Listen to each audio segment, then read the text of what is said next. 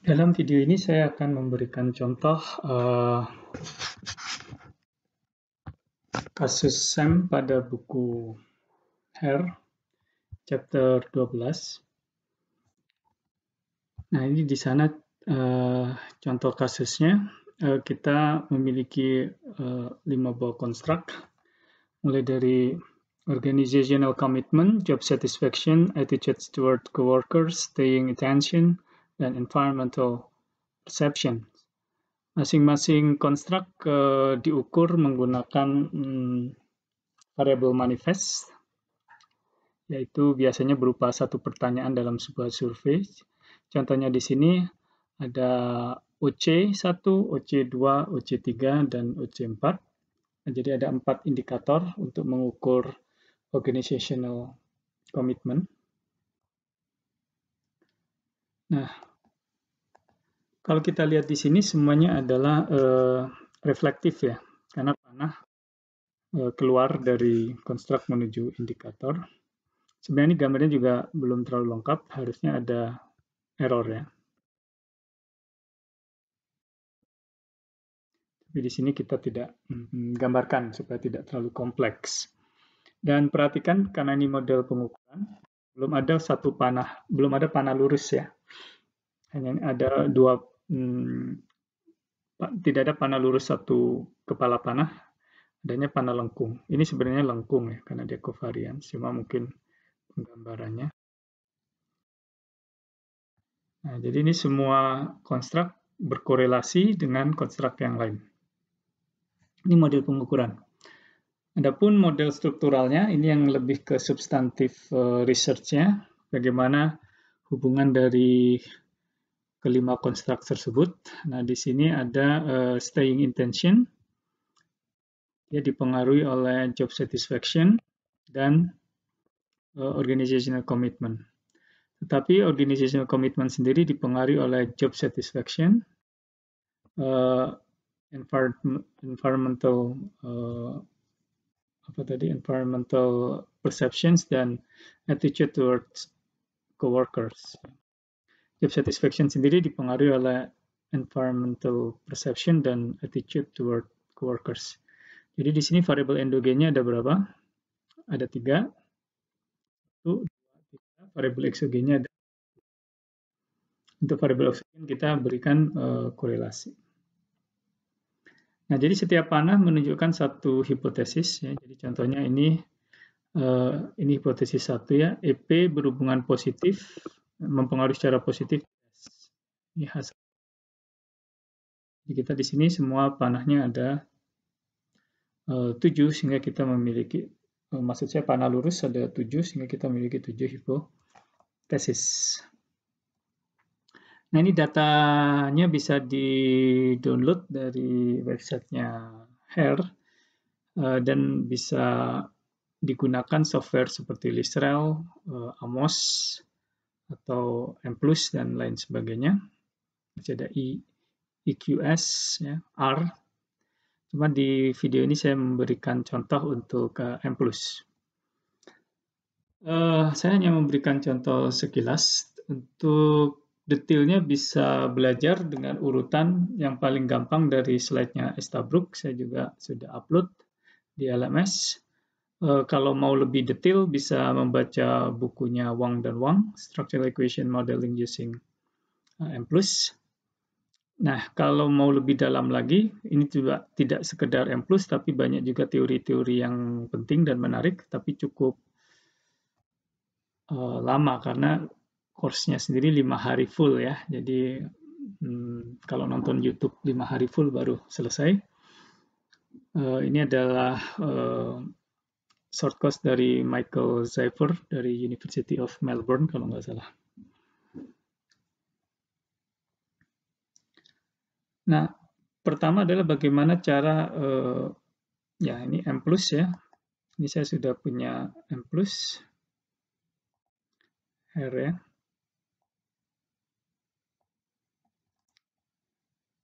Saya tutup dulu semua yang lain.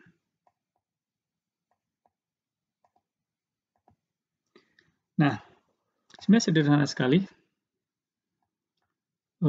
Pada intinya ada untuk model yang sangat sederhana ya. Contoh di sini sangat sederhana. Pertama kita tuliskan title, titik 2, judulnya. Kalau mau ditambah juga tidak apa-apa, chapter 12 misalkan. Nah, ini adalah file datanya disimpan di mana. File is, ini nama file datanya, dalam bentuk dat, ya, .dat. Nah, kemudian ini variabelnya. Variabelnya apa? Dalam dat, ya, datanya itu tidak memiliki heading ya. Jadi langsung angka sehingga kolom pertama harus kita definisikan. Kolom pertama di sini ID, kolom kedua adalah indikator JS1, kolom kedua UC1, kolom ketiga UC2 dan seterusnya. Meskipun di sini ada beberapa variabel yang tidak kita gunakan C1, C2, C3 karena data dari hair-nya lebih dari itu ya. Maka dari itu yang kita gunakan didefinisikan di use variable. JS1, JS2. Perhatikan di sini berhenti di S4. Kita tidak pakai ID, kita tidak gunakan C1, C2, C3, H experience dan JP. Kemudian ini kalau diberi tanda seru di depan artinya baris ini tidak dieksekusi. Nah, ini adalah measurement model ya. JS1 reflected by. Jadi JS reflected by JS1 sampai JS5. OC reflected by OC1 sampai OC4. Jadi dia diukur by ya. Nah, dari sini kita bisa langsung run. Nah, ini adalah output. Outputnya, di sini kita punya deskriptif, rataan dari JS1 4, karena dia nilainya dari 1 sampai 5 kalau nggak salah JS ya, pakai Likert. Nah, ini adalah matriks covariance-nya. Nah, ini matriks variance covariance. Ini yang di video disebut dengan matriks sigma tanpa head ya, matriks variance covariance. Jadi kalau data mentahnya kita hitung matriks variance covariance-nya hasilnya seperti ini. Nah, perhatikan ya, di sini kita harus hati-hati kalau ada angka yang aneh. Mungkin ada data salah input. Ini ada 1,15, tapi dia nggak terlalu besar. Tapi kalau sampai ratusan ya, atau besar sekali, kita perlu curiga. Terutama jika skala yang kita gunakan tidak sampai ratusan. Ini adalah matriks korelasi. Nah, ini fitness ya. Ini adalah log likelihood. Nah, kemudian ada chi-square ya. Ini jelek sebenarnya 0,01, tapi itu wajar. Hampir selalu chi-square itu ditolak karena susah sekali mendapatkan matriks sigma head yang mendekati matriks sigma. Terutama kalau ukuran sampelnya besar, sampai ratusan.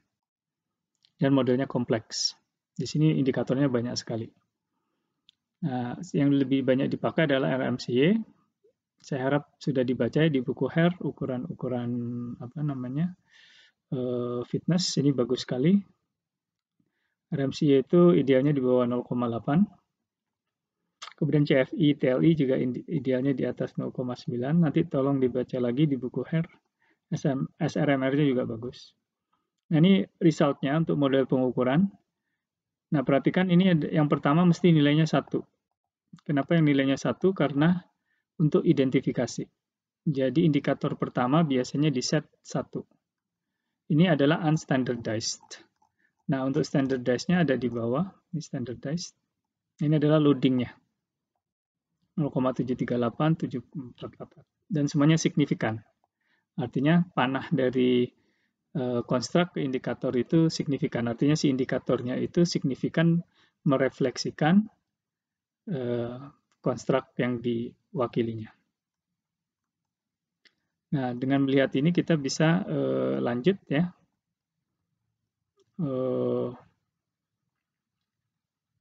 Dengan model struktural.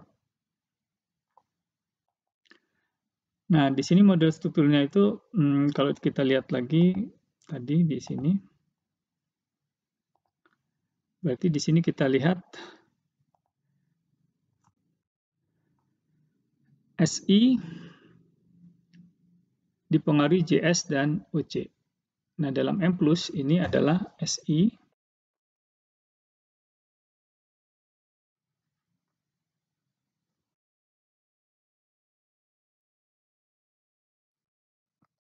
cuma ini nggak perlu diketik. JS sendiri dia fungsi dari EP dan AC. JS on dan seterusnya. Hasilnya adalah seperti ini. Ini karena tadi measurement nggak dipakai strukturalnya, sekarang saya buang tanda serunya sehingga aktif kembali baris tersebut. Sekarang saya run.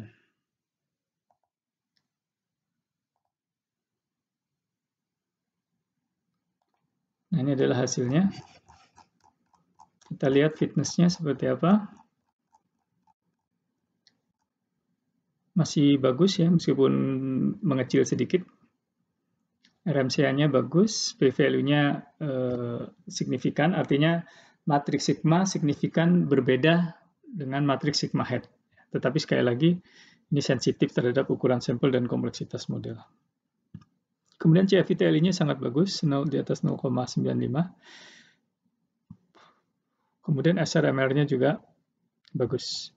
Ini test for model fit for the baseline. Baseline itu sekali lagi semuanya tidak ada tanda panah ya.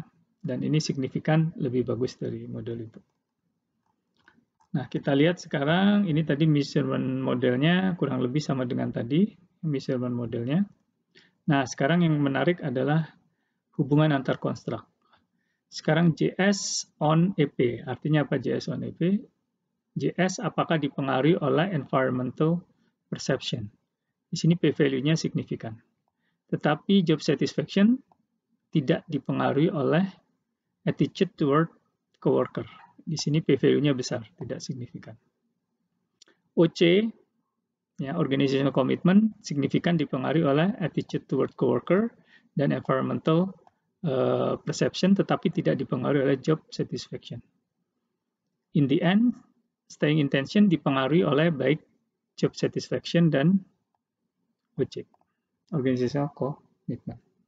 Jadi kalau kita lihat yang tidak signifikan adalah AC ke JS, bacanya dibalik ya. Kalau JS on AC berarti panahnya dari AC ke JS dan dari JS ke OC. Jadi dari hipotesis tadi ini tidak signifikan. Berarti berapa itu? JS ke OC ini tidak signifikan dan dari AC ke JS tidak signifikan. Jadi dari 7 hipotesis yang terbukti adalah 5. Oh ya, tadi ketinggalan ya, bagaimana mengubah dari file Excel ke DAT. Ini biasanya kalau saya copy ke SPSS. Walaupun bisa juga langsung dari Excel, tapi untuk make sure saja. Nah, ini saya copy ke sini. Lalu saya save as. Di sini dipilih sebagai fix ASCII .dat ya, bintang .dat. Nah, nanti kalau sudah di save akan bisa kita panggil di sini. Nah, lokasi dari file data harus sama dengan lokasi dari program M+ itu sendiri. Dalam satu folder yang sama. Otherwise kita harus definisikan C.2// dan seterusnya. Tapi kalau nggak mau ribet, kita taruh data dan file programnya dalam satu folder. Sekali lagi, ini video sangat singkat, meskipun saya rasa sudah cukup ya, karena model kita sederhana sekali. Tapi kalau mau yang lebih dalam, saya sangat sarankan minimal baca slide dari Estabrook. Kalau untuk membuat tesis nanti mungkin bisa dibaca buku Wang dan Wang. Baik, demikian video. Saya rasa dapat dimanfaatkan untuk mengerjakan tugasnya.